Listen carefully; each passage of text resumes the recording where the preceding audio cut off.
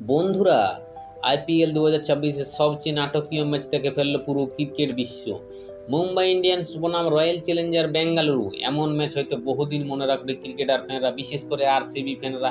আজকের এই ম্যাচটা বহুদিন মনে রাখবে, কারণ আজকের ম্যাচটা শেষ বল পর্যন্ত গিয়েছে এই ম্যাচ, এবং আর সেই মুহূর্তেই মুম্বাই ইন্ডিয়ান্সকে হারিয়ে প্লে অফের খুব কাছাকাছি পৌঁছে গেল আরসিবি। রয়্যাল চ্যালেঞ্জার বেঙ্গালুরু বর্তমানে টেবিল টপার 1-এ রয়েছে হায়দ্রাবাদকে টপকে।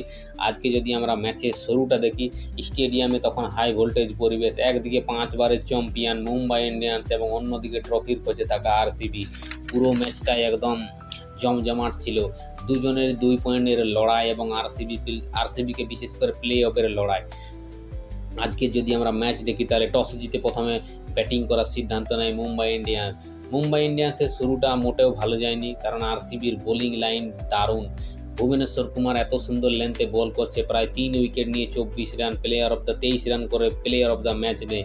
বিশেষ করে সত্যি আজ মুম্বাই ইন্ডিয়ান্স খেলতে পারেনি আরসিবির বোলারদের ভয়ে। 20 ওভার শেষে মুম্বাই প্রায় 166 রান তোলে, কিন্তু রানটা কম হলেও শেষে চাপ সৃষ্টি করে দেয় মুম্বাই ইন্ডিয়ান্স। তার আগে আমরা জানি নেব মুম্বাই ইন্ডিয়ান্স বাদ দিয়ে আমরা কুনাল পান্ডিয়ার রেস্কিউ ইনিংসটা যদি আমরা দেখি। একদিকে যখন তাবড় উইকেট পড়ছিল বিরাট কোহলি, দেবদূত পাটিদার, রাজত পাটিদার, টিম ডেভিডের মতো বড় বড় দানব ব্যাটসম্যান আউট প্যাভিলিয়নে যাচ্ছিল, তখনই আমাদের থাকে কুনাল পান্ডিয়া। দারুণ শান্ত মাথায় ব্যাটিং করে একের পর এক বাউন্ডারি মারতে থাকে তিনি। স্পিন হোক বা পেস সবাইকে সামলেছেন দুর্দান্তভাবে, এবং তার গুরুত্বপূর্ণ 73 রানের ইনিংস লড়াই করার মতো স্কোর পৌঁছায় আরসিবিকে। আরসিবি যদি আমরা চেজটা দেখি, টার্গেট বড় না হলেও চাপ ছিল অনেক, কারণ সামনে ছিল মুম্বাই ইন্ডিয়ান্সের তাবড় বোলিং লাইন, শক্তিশালী বোলিং লাইন।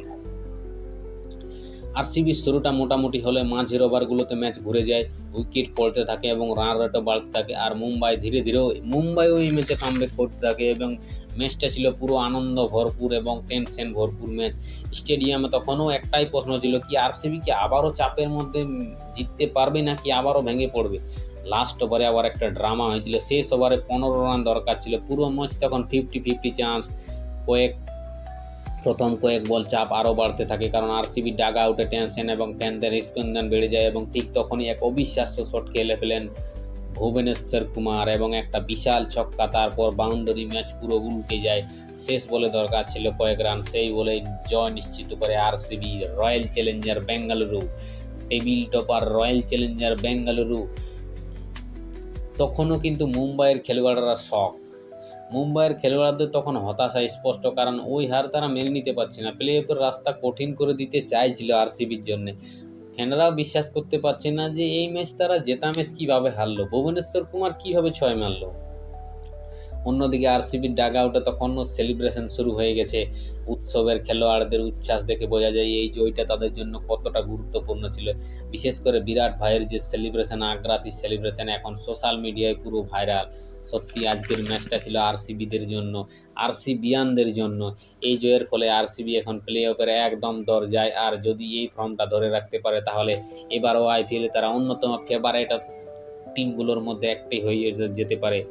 আরসিবির বর্তমানে যদি আমরা দেখি, ব্যাটিং, বোলিং, ফিনিশিং সবভাবে এখন দুর্দান্ত আত্মবিশ্বাসে ভরপুর বেঙ্গালুরু। পুরো এখন বর্তমানে টেবিল টপারে রয়েছে, এবং এই ফর্মটা যদি ধরে রাখতে পারে তো সত্যি আরসিবি কামব্যাক করবে। তাহলে বন্ধুরা, আপনার কি মনে হয়, আরসিবি কি এবার সত্যি আইপিএল ট্রফি জিততে পারবে, নাকি আবারও স্বপ্ন ভেঙে যাবে আরসিবি ফ্যানদের? কমেন্টে নিজের মতামত জানাও, এবং ভিডিও ভালো লাগলে একটা লাইক দিন এবং চ্যানেলটি সাবস্ক্রাইব করুন। আর প্রতিদিন আইপিএলের বাংলা আপডেট পেতে অবশ্যই পাশে থাকুন। বিশেষ করে আজকে সেরা পারফরমেন্স কুনাল পান্ডিয়া এবং